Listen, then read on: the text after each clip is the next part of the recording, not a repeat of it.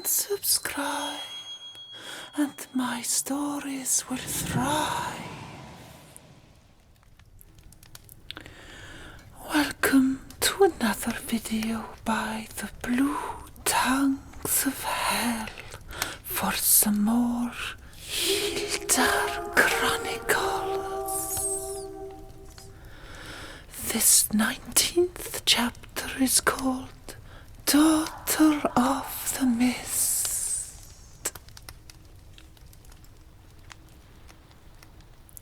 Every day the moon swelled a fraction more, and every night Kyoko took one step further into the sea to watch the deformed stars bathe in the abyss of darkness before her, calling her to give in and sink into the chilling depths.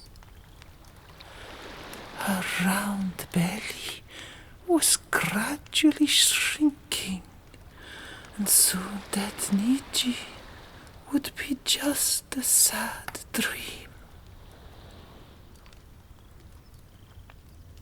Kara dipped her toes in the calm low tide next to Kyoko. A hellsot, perhaps. Kyoko didn't show it, but she was glad to see Kara again.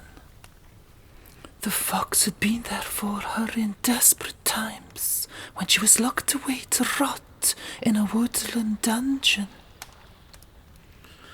Or had the Huldra taken advantage of her, letting the vixen ghost Ordur and her husband girl use her body to bring back Rever from the dead? Which hellsot have you this time for me, fox in the snow? Something sour to wipe away the pain? Or something sweet, so you can let your ghost friends use my body while I drift away? I know what I did, Kyoko, but I don't regret it. Rever's parents were taken from us, and you helped save their unborn child. Rever saved us from the woods that were meant to be our sanctuary. Not another torture dungeon. It doesn't matter anymore, said Kyoko, looking through the transparent black sea at the rocks where her parents had once died. A cold breeze drifted through the two women on this warm evening. Kyoko's flowery kimono, made out of flax and dyed wool, fluttered gently as the cool wind revealed a horrible sight that slithered around Kara without her knowing. What is it, Kyoko? You look like you've seen... Kara shivered. Who is it? Kyoko didn't think she'd seen this ghost before, or the man during his previous lifetime. His skin was like an old oak tree's bark, and a few strands of hair left wavered over his skull. He wore black chainmail beneath a dark cloak that floated like smoke. Black chainmail. A wave crashed onto the rocky shore not far away.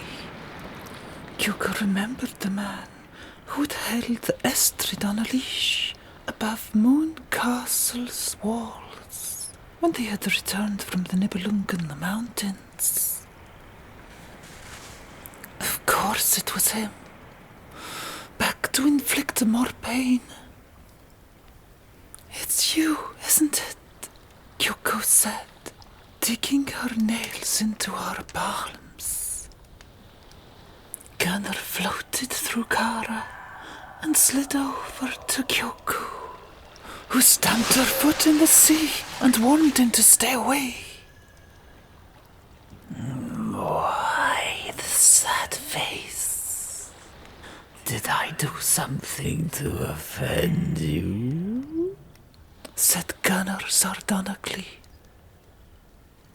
Kyoko pulled out a lock of her own hair. I want you to suffer. Who is it, Kyoko? Tell the pretty fox. She would love to know I'm home and have been playing with her insides again. Kyoko bled from the mouth after biting her cheek. Gunnar, you think you're free now, don't you? Free to haunt the living, like you used to when you were alive. Except now you think you can be your pestilent self again, without being punished for it. Gunnar? Kara went pale and drew her claws, swishing them about at random. Over here, pretty fox, over here. Kara, I want you to do something for me. When I say so, I want you to hurt me. Claw me to death. You owe me this, remember? Take it out on me. All the pain this Konoyaro has done to you, to me, to everyone. What do you mean? Just do as I say. Just say you'll do it. Said Kyoko, whose eyes had darkened. Kara thought she could see limpid rocks through her for a brief moment. We won't get another chance. Kara was so disgusted by the thought of this hideous man still breathing down her neck that she nodded. Kyoko groaned and fell to her knees. What do you think you're trying to do, silly raven? I'm dead. What worse could happen? Gunnar's eyes widened, and he lost control of his diaphanous corpse that quivered in the moonlight. Kara caught a glimpse of her torturer gliding over the sea, and saw him panic as he soaked into Kyoko's body.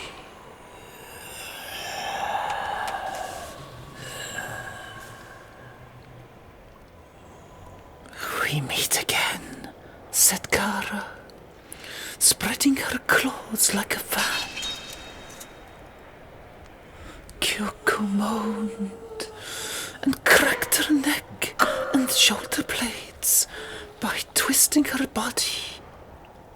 She let her light kimono slip into the sea and presented her glistening bare back to Kara.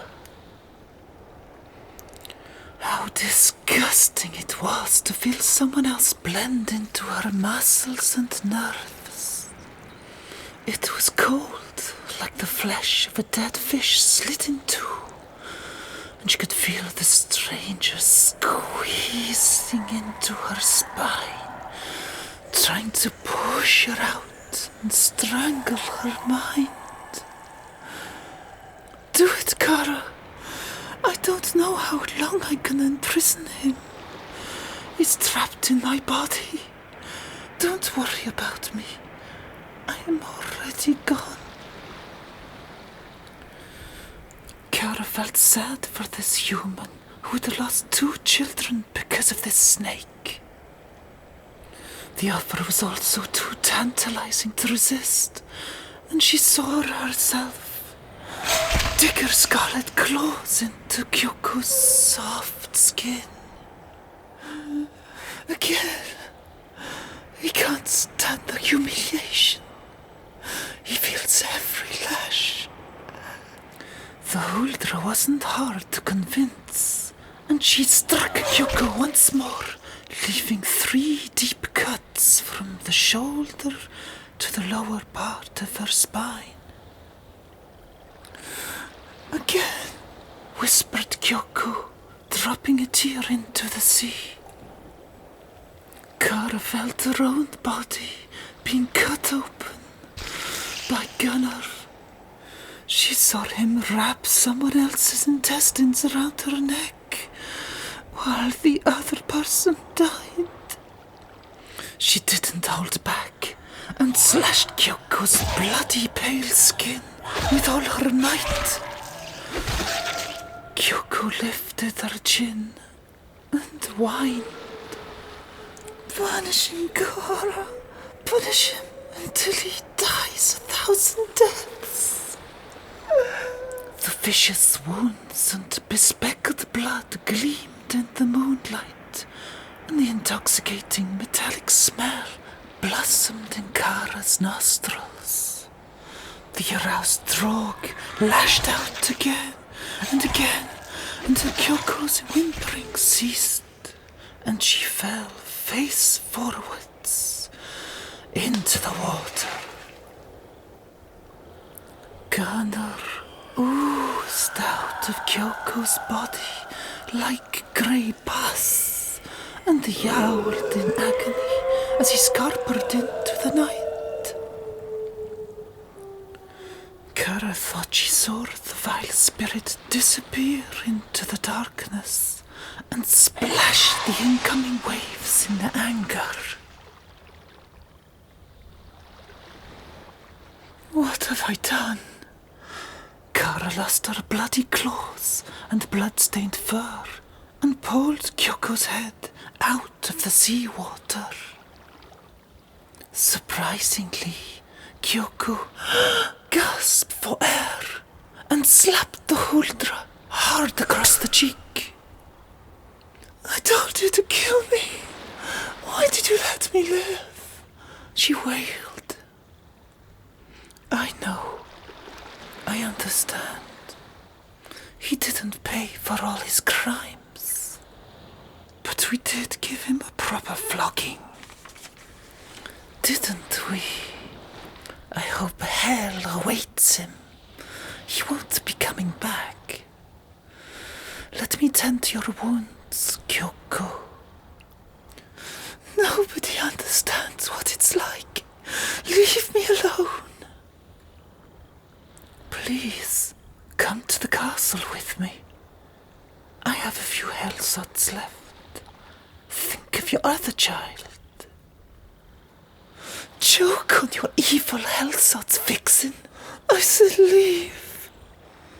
Kyoko cried, and the sky began to rumble.